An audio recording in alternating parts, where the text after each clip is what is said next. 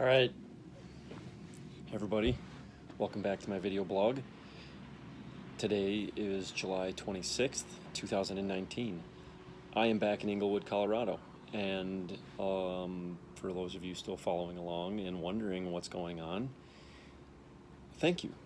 And a lot is going on, as always, but I am back in Denver until August 8th right now, actually, to keep working at Craig. And it's really been interesting because it's given me a perspective. So today's update is about perspective. I wanted to do something. I've been really struggling with kind of this creativity side of doing these videos and blogs, and I think I try a little too hard in my head to make them interesting or exciting or entertaining, and but I got to remember that most people that watch this don't even care what I show or do or talk about. I think it's more of, it's good. I think the people that are out there just are happy to see me, and I can sit here and just mumble away and blah blah blah, and they still watch. A couple hundred views, some of my videos have been viewed over 1,000 times. I've got 205 followers now. And I was like, oh, maybe I should get more followers. And I started falling in that social media suction hole. And it's like, no. This is not about being a social media presence. This is not about being a social media guru, or it's not about monetizing. Some people do that. It's about Mike Manhardt. Excuse me. Oh, that was very rude. And it's about my recovery, my path, my journey, what's happening in me. And I think this is more therapeutic for me to do the creative side of this too, the editing of the videos, the creation, the thinking it through a little bit. But it's also therapeutic for me to just talk about it. It's my reflection time. It's also going to be memories for the future for me to look back upon, and it is already to look back upon. And I enjoy it. So, and it's funny because looking back, I've really kind of just faded in and out on these updates and not doing them as I've gotten more busy and doing more of my own self-care and traveling on my own and having a van and just living my own life again. But I don't want to forget about all the people who have supported me and still care about me and still want to know that I can't call every day. I can't call all of you. I'm sorry. I will someday talk to all of you. But this kind of, thinking about some of this past stuff and what's been happening. And I found this little video actually in the archives here. I made this back in May. It was beginning of May, shortly after I went to the Avalanche playoffs game with my buddy Rob. And I, because I'm talking, there's a couple parts to this, This first part, I'm talking about the Avalanche game. And how I didn't really realize how big of a turning point that was mentally for me, and it was a big milestone. It was hard. I was really stressed about it. I remember looking back, being super scared. What happens if this happens? You start running through that in your head, and it's just but it was great. And it was super successful, and I was able to do everything at the game by myself, and that was really a huge step in my independence and freedom. And I talk about this of I did this, and I bought a beer and I drank a beer, and you'll hear this, but I since have really thought about that. I'm like, why was that so important? Why is that important? And it's I've touched on before, freedom and independence. It always feels better when you do it yourself. No matter what it is, feed yourself, open your beer, drink your beer, you don't want to be fed your whole life. You don't want to, be reliant on other people pushing you around or driving you places. That's what this life is about. It's not just America, the land of the free. It's everywhere. People everywhere are just wanting to be their own person, do their own things, take care of themselves, be confident. Because then we can then move up our hierarchy of needs And it's just instinct. It's just like we just instinctively want to know that we can take care of ourselves and be okay and be safe. That's it. And then from there, you get that dialed in, then you can start thinking about, oh, food, shelter, love life, social life, creativity, creative time. So that's what this was about. Freedom, the ability to drink the beer, the ability to open the beer all myself. So here's that thought process back in May, and then I will carry on with some more thoughts. And then I went to a Colorado Avalanche game on Thursday by myself. Not by myself, but with another guy in a chair. Another guy's a para, my friend Rob, and him and I went to the game by ourselves. And it's like, it's funny because he's, so used to being by himself. He's been living by himself already for a couple months in the hotel, and he's got good hands and strength and core, and so he's just in a wheelchair, but he can do a lot by himself and has. So it's no big thing. But for me, it was a big deal, right? Just being out by myself is the first time really doing something like that. And, that was a big milestone. It didn't seem like much, I'm so used to it now, and you just kind of deal with it. But, first time you get into a crowd of people like that and you're in a chair and you realize everybody's looking over you, it's an interesting thing. So it was it went really well, and I was really proud and happy and excited, that we were able to do that. And the two of us just kind of wading through a crowd. It was funny. It felt like Frogger, everybody's running for the door going in, and then you're trying to cut across them, and they just don't see you, and then they almost run into you. So until you run over their toes. But yeah, so it was super good. Got there, was able to go to the bathroom by myself. I bought a beer, opened the beer, drank the beer, watched the whole game. The Avalanche won, so super fun environment. It was loud and just, it's cool making a new friend and hanging out, and got a ride back to my apartment here. So yeah, so here's a couple shots from that game. You can see it was quite rowdy, but what was really cool is that San Jose has a guy by the name of Joe Thornton playing for them, and Joe Thornton is 39 years old, so the same age as me, and he's still playing pro hockey. So I kind of zoomed in and got a good shot of him, because it's kind of like watching, the legend play a rock and roll concert or something. But anyways, thought that was kind of neat. So here's a couple shots of that.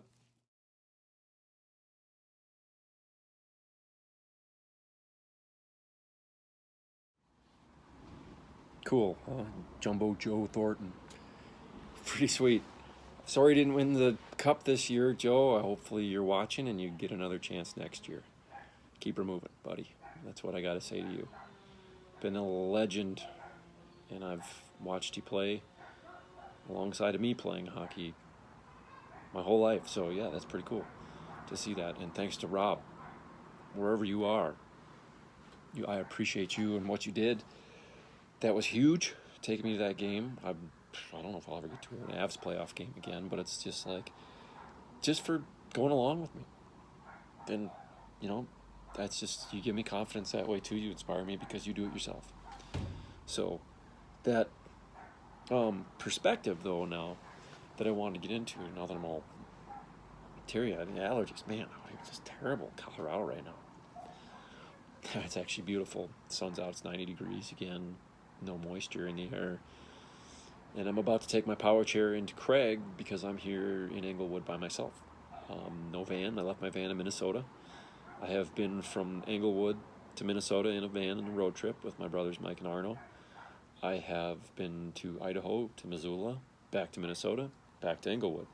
So this trip I wasn't able to bring the van because I flew, and I flew by myself again. So yes, I have flown by myself 2 separate occasions now by myself. Both have been a little bit stressful, but I did it safely. Here I am.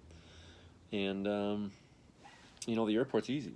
It's the transfer that's really scary, because the transfer I'm not able to do by myself, right? You're reliant upon other people. again, that independence and that freedom thing, and it feels better when you can do it yourself. So that's a big step for me. That'll be a next one. I'll let you know when I get there. But perspective, again, this was that same update back in May that I never published, but I'm touching on some people that were acquaintances here at Craig. And now that I'm back at Craig after being gone for a couple weeks, trying to live in Missoula and in Minnesota and being independent there and doing some stuff, I realized how alone I was feeling. Because I got back here and instantly my mood lightened. I was happier. I was, like, the last couple days have been really fun for me. It's good to see my old therapist. It's good to see all my buddies in their chairs. It's good to talk to them about some of my troubles and my woes. It's just a positive place because people get you. They understand you. They know you as a quadriplegic and nothing else. The guy in the chair. And all your buddies that are just in chairs. And you're watching them improve. So it's good to be back. And I think that people who leave miss it and that they don't stay long enough sometimes. Maggie asked me, my therapist, if it was a bit of a safety blanket. And yes, absolutely. It is a safety blanket. But in this injury, you got to have those things. You've got to have places that are positive, uplifting, and safe. Because it's going to get hard. And you don't want to continue to struggle all day, every day. It's good to have, like, your little getaways, your little safety blankets, whatever those things are that make you reinvigorate, set new goals, whatever that is. So here's some stories about a couple of examples of these guys that I ran into. A couple interesting things happened to me the last few days. I had bumped into a gentleman by the name of Mike. He was one of my neighbors. When I first was in inpatient, he was a para. He kind of probably a thoracic injury level. But he was from South Dakota, any small town, farm kind of community. But he was just back. I bumped into him Monday. He was there again today too, but I spent some time talking with him about going home and what it was like. And he said it's tough. He's, struggled with, there's really no rehab or PT, and he can't really help out on the farm, and he, does as much as he can, but says it's been a challenge, in a lot of ways. And he asked me some questions about how I've been, and, he said winter was really hard, and that, it's hard to not feel isolated. You're not around other people in chairs and sharing your experiences. So, it's hard for me to hear because you care about them, but it's also like, well, it's a good decision, and when I stayed here and went to Craig, and kind of keeps all that really solid in my mind, that foundation of, the having peers and mentors and fellow people who are having spinal cord injuries as well and in wheelchairs. So those things, it kind of makes you feel normal being at Craig in a lot of ways, because when you get here, you don't see the chairs anymore. I get so used to seeing everybody there and the injury and the chairs and everything that they have. It's the new norm for me to be around it. And I bet it's really hard, just like it was for me, to see somebody in this, this chair and wonder, not feel bad. You do feel bad for them, but wonder how it happened, and you don't understand how to take it. So that I guess, I wish I could offer that from educational standpoint. I wish that everybody would have seen it, but to understand it, maybe it'd be nice if somebody, have had friends and family that have been suffered spinal cord injuries, but not many people do. Not many people are affected by this injury. You don't want people to be affected by this injury. You don't want to have people see it. So it was a good piece of perspective. Mike said that he had struggled with depression a lot this winter, and I think a lot of that has to do with the energy of Craig and not being around it, and the energy of the other patients and the peers and the mentors, and keeping busy. So, if anybody's watching this and knows somebody who's had a spinal cord injury or recently, encourage them to get somewhere like Craig. There's big centers all over the country, and be close to one, be close to other people in a wheelchair. And then the other one too, that the reason why I'm doing this is that I bumped into a second guy. His name was Bryce, and he was actually from Billings, Montana, who was also inpatient while I was inpatient, but he discharged, a month or so, maybe 2 before me. But I always remember seeing him and was just like, wow, he did so good. He got strong fast and was able to, take care of his cares and transfers really quickly for whatever reason. So, and it's funny because I ran into him tonight and he's already back for his 6-month evaluation. So I've been here that long, for one, is what that told me. That people that have been discharged are now coming back already for reevaluations. And I haven't left yet. So that's one thing where I'm wondering of like, maybe it's time to be moving along, but it's also like, wow, I can't believe that it's been that long. So, and it's taken me that long to kind of get to where I felt like he was before he got discharged, because, he was doing really good. So he got strong, or was able to maintain a lot of strength, one of the two. So, but I had a long conversation with him too about winter and Billings, and he said something about, he's got to sell his house and he's selling his Jeep, which he really, really loved, he really enjoyed. But he's kind of been hanging on. Obviously, he's had a hard time letting go. And the hope that is very real through all of this, too, that you hang on to. The hope that you may be able to drive it again someday, or the hope that you'll be able to ski or walk or bike or do the things that you used to be able to do. For me, I dream about being able to pick up tools and work on motorcycles or something like that. With these hands, it's just like not much I can do, and I realize that. So yeah, those kind of some good thoughts and some good perspective today. See what I mean? That is important. The peer mentor network here at Craig, and the strength of Craig, or other centers like it, the Courage Center in Minneapolis, the Shepherd Center in Georgia, Tier in Texas, all these places I've been made aware of that I didn't know existed. Nobody does. You don't know until you need it. Pass the word along.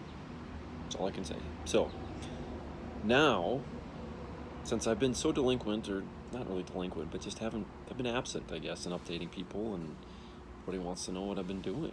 Well, a lot. And if you would have asked me 10 months ago, which I have just surpassed 10 months of my injury now, September 18th was the injury date. If you would have asked me 10 months ago if I thought I would have done any or all of these things in 10 months from now, I would have laughed and said, you're crazy. It's the truth. It's hard when you're in the beginning of it. You're staring at the ceiling and in a neck brace. People are feeding you. People are washing you. People are sticking and poking you, and drugs are going in through holes in your skin. There's no glamorous way to put a spinal cord injury or a brain injury. It's tough. So to have recovered as far as I have, to gain as much independence as I have, I'm here in Denver and Inglewood by myself again. I'm gonna go to Craig by myself, take care of myself. I'm able to manage my cares. I'm able to get myself in and out of bed by myself. Again, I did it last night. So I've been doing it for almost August already. So May, June, July, almost 3 months already of this independent living stuff. So it gets better. That's the advice I could give somebody, is that it gets better. So if you know somebody, pass this along. You get stronger. Everybody does. You work hard. You gain it. You want it, you'll get it. So I have to somehow figure out how to update you guys on the last 2 months or more of content that I've got collected over pictures and videos of things that I've done and that have been amazing and fun. and they kind of show where I'm at, and I just want to get everybody caught up quickly somehow. So I'm figuring out how to make a montage, and I need montage ideas. I need montage song ideas is what I really need.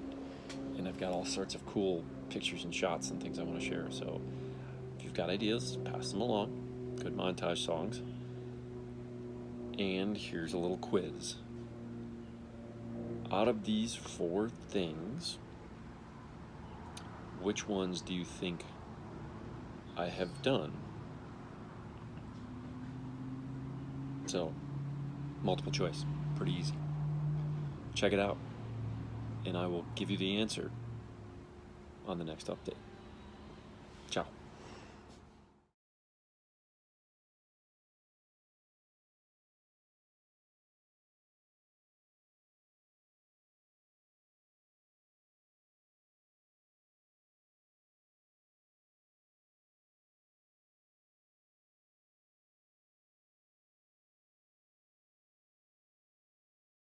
Thanks for watching. Don't forget to like, share, comment, and subscribe.